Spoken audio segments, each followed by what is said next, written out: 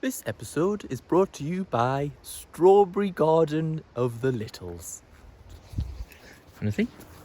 Look at these strawberries. What you do, you take off the little leafy bit, throw that back in because it might grow again. They are good. Good strawberries. And sometimes you even find a doubler. You can find one. No, can't seem to find one. Here's a big one though. Look at that one. Whew. This is so good. Do you know what else we have? These things. They're mini strawberries. And I'm told the white underneath means not ready. White underneath, not ready. Is this one ready? Nope. Nope, maybe later on it. That one's ready.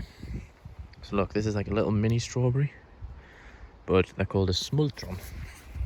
They're really nice. So sweet.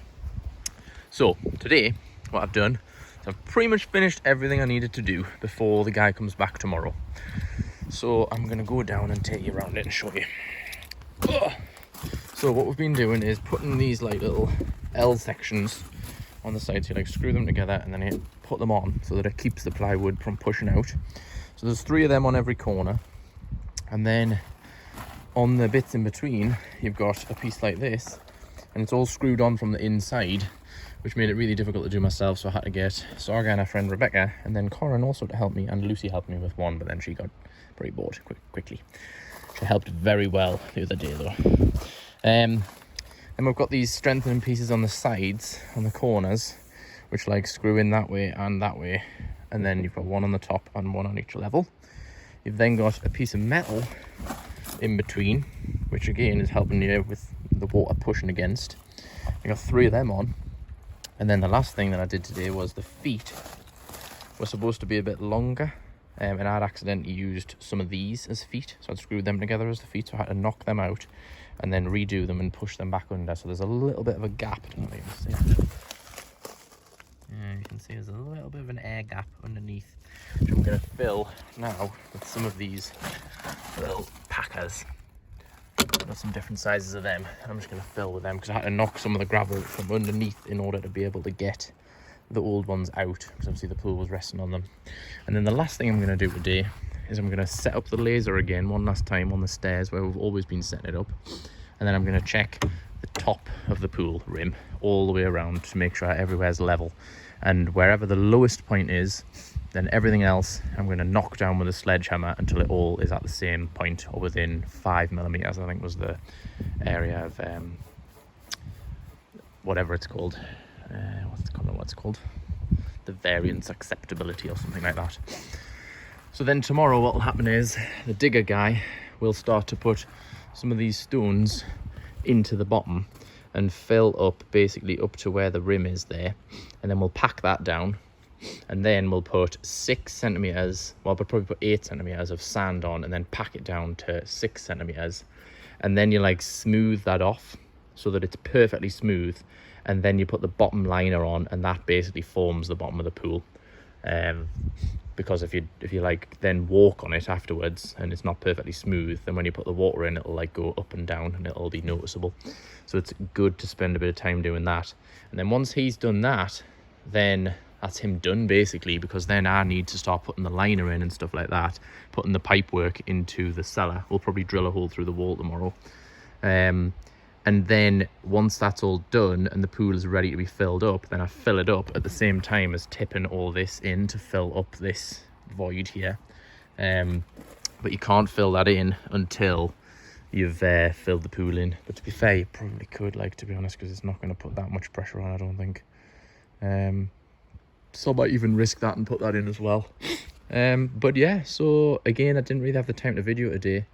But what I might do now is set away a little time lapse while I sort out the levelness of the pool. But I will leave you with it and see you tomorrow. Instead of a time lapse, what I thought I would do is I would show you what I'm doing. So just flip it around. find a good place to hold the camera. Right, okay. So this is my little laser. And this is my little laser measurer thing. So basically, when the laser is level with the thing, it tells you on the screen, look. So it's like down, down, down, there it is, perfect level. And so what we've done is we've set it up so that the bottom of the stick, if you line it up with the bottom of this thing, it's then perfect, basically just about there. So what this should mean is that when I put this on the edge of the pool, it should then also say the same. So if I put it on here, unfortunately this one says go up 20 mil, so it's 2 centimeters too low. It makes sense because I think we'll pack the stuff down too far, which is a bit annoying. I'll check another corner. Which means I'll have to put a little bit higher stuff on. Right, so you can check it on this side as well. So this one is like 15, so that's within 5 mil. The other one was 20. This corner, it's also like around 15, 16. That's within 5 mil. So far, so good, people. Well, apart from the fact that I'm gonna have to build it up a bit, I suppose it's better to go up than down. Interestingly, this one is far too low. Oh no, it's too high, this one. Yeah, because this one needs to go down to where about the others are. So this one needs to go down. So the lowest point was that corner over there, which was 20 millimeters down. That was 15, that was 15, this was 5. So we need to go down 10 mil. So I'm gonna put the laser down and I'll set up a little time lapse while I smash this one down a bit.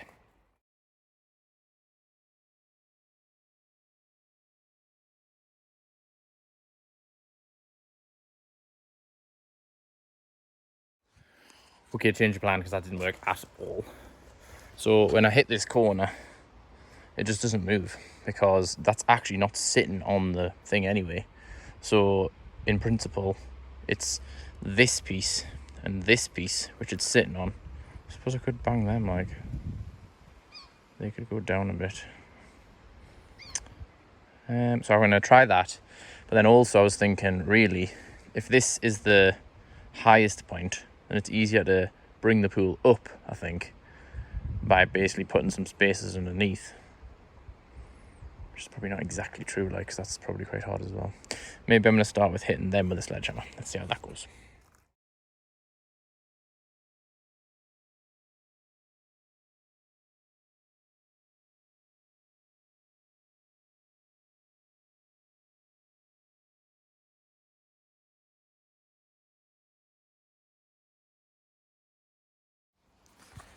Yeah, so that was very difficult as well. So I'm now within 1 centimeter, which I think I'm just going to write down as an acceptable variance.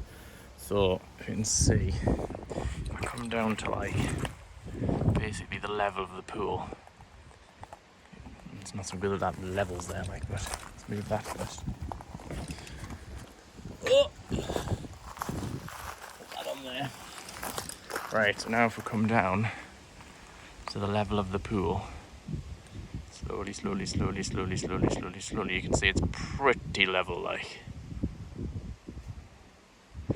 It's within 1 centimeter. So I'm pretty happy with that. So then the other question is straightness. So to me that looks like that third one juts in a little bit.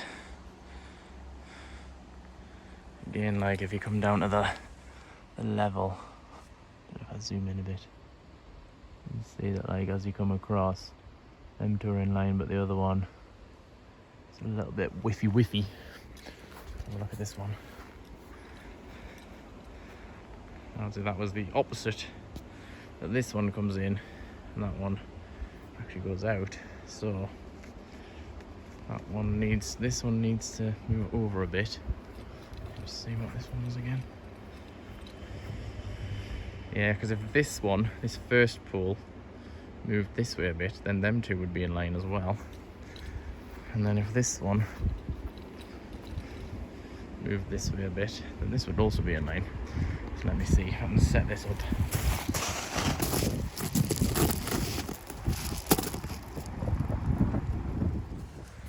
Okay, so I've got it within as what I think is acceptable now. It's, you can see a slight bow in it, but I think once you get the water in, that'll probably press against things anyway. So I don't think you'll be able to notice it that much. And it was not making much difference when I was hitting it with the sledgehammer anyway. So we're gonna just leave it as it is, pretty acceptable. So the next thing I'm gonna do is I've put a nail in each of the corners, and I'm gonna take a diagonal measurement now and see if it's square. And then the last thing I'm going to do is take a measurement to the house just to make sure that it's parallel with the house. And now that I've seen how hard it is to move, I'm just going to hope that it's right, because otherwise it's not going to be that easy to rectify anyway.